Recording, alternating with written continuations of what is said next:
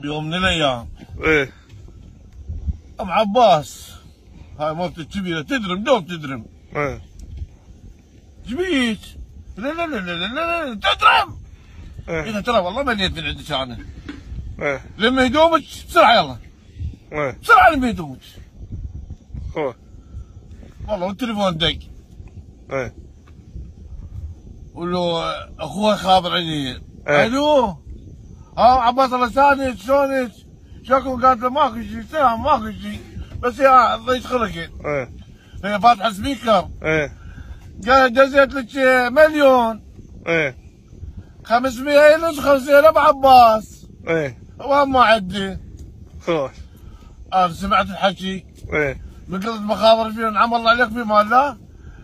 قالت يلا انا لميت هدوم شو تريد؟ ايه هدوم لميتن. ايه وانا سمعت 500 ايه قلت هيبي خلينا